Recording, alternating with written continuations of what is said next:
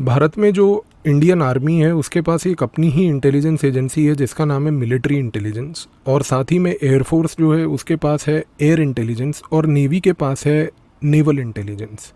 लेकिन अगर इन तीनों आर्म्ड फोर्सेस को एक दूसरे के साथ इंटेलिजेंस अगर शेयर करनी है तो ये आर्म्ड फोर्सेस आपस में इंटेलिजेंस कैसे शेयर करेंगी?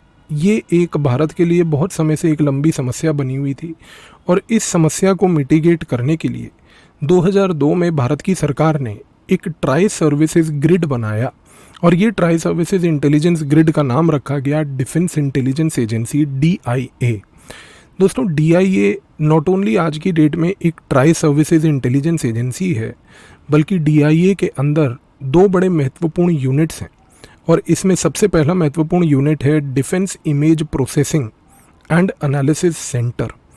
ये जो defence image processing and analysis centre है, ये वर्क करता है आज की डेट में NTRO और इसरो के साथ, जिसके थ्रू जो मिलिट्री इंटेलिजेंस, एयर इंटेलिजेंस और नेवल इंटेलिजेंस है, इनके यूनिट्स को सैटेलाइट इमेजरी के साथ कोलेट करके एक लार्जर इंटेलिजेंस एस्टीमेट बनाया जाता है।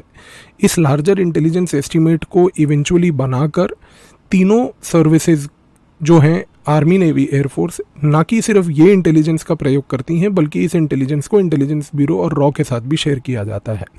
दूसरी इसमें एक बड़ी महत्वपूर्ण संस्था है जो कि हाल ही में बनी है, जिसका नाम है डिफेंस इंफॉर्मेशन वॉरफेयर एजेंसी।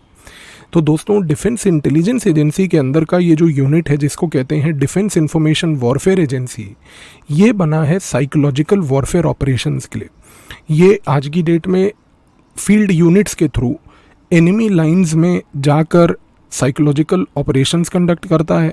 इसके साथ साथ यही defence information warfare agency counter cyber warfare operations करती है, खास करके उन देशों के खिलाफ जो देश हमारे खिलाफ साइबर ऑफेंसिव ऑपरेशंस रन कर रहे हैं। और शायद आपको ये बात पता नहीं होगी, लेकिन आज इस वीडियो के बाद ज़रूर आप जानेंगे कि डिफेंस इंटेलिजेंस एजेंसी के अधिकारी सोनिक वॉरफेयर में भी ट्रेंड हैं, और आज की डेट में सोनिक वॉरफेयर हमारे एडवर्सरीज के ऊपर भी प्रयोग करने की आवश्यकता की रिक्वायरमेंट देखी जा रही है। और डिफेंस इंटेलिजेंस एजेंसी के जो लोग हैं वो सोनिक वॉरफेयर को एग्जीक्यूट करने में कामयाब होंगे अगर इसकी आवश्यकता दूसरे देशों के तहत देखने को मिली तो। दोस्तों, ये मत भूलिएगा कि डिफेंस साइबर एजेंसी एक सब यूनिट है, और ये जो सब यूनिट डिफेंस साइबर एजेंसी है, ये आज की डेट में काउंटर साइबर ऑफेंसिव कर रहा है दूसरे देशों में, जिसकी वजह से ये इंश्योर किया जा रहा है कि वो देश जो हमारे साइबर आर्किटेक्चर को तंग करके, ट्रबल करके तोड़ने की कोशिश कर रहे हैं, they get back in the same coin.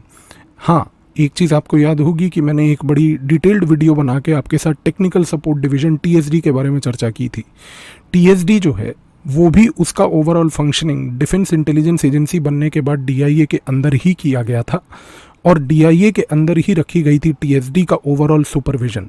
लेकिन कुछ पॉलिटिकल कारणों की वजह से, कुछ पॉलिटिकल नेताओं की वजह से इवेंचुअली, और एक हमाम का जो पूरा कॉन्सेप्ट उस वीडियो में एक्सप्लेन किया था मैंने, वो हमाम ने इंश्योर किया कि TSD नाकाम रही और इवेंचुअली वो बंद कर दी गई।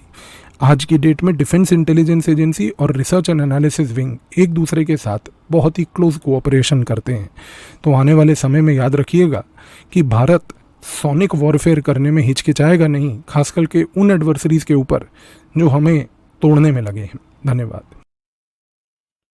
दोस्तों, ज्वाइन करिए अनअकैडमी। अभी आपको 50% का डिस्काउंट जो है ये मिल रहा है। ये सब्सक्रिप्शन 27 जुलाई तक ही है। PAVIS कोड प्रयोग करिए और सब्सक्रिप्शन लीजिए, क्योंकि 31 जुलाई को जो है प्राइस हाइक भी हो रहा है। तो ये लास्ट मौका है। PAVIS कोड प्रयोग करके आप आरंभ बैच को भी ज्वाइन कर सकते हैं, जो 27 जुलाई से स्टार्ट हो रहा है। और ये सारे टॉप एजुकेटर्स हैं उसमें हमारे पास, from history, economy, polity, geography, IR, security से CSAT तक लेके, और साथ ही में करंट अफेयर की जो ये मैगजीन है, इसको भी अब आप डाउनलोड कर सकते हैं PAVIS कोड के प्रयोग से। और साथ ही में इसका लिंक नीचे डिस्क्रिप्शन में दिया गया है। धन्यवाद।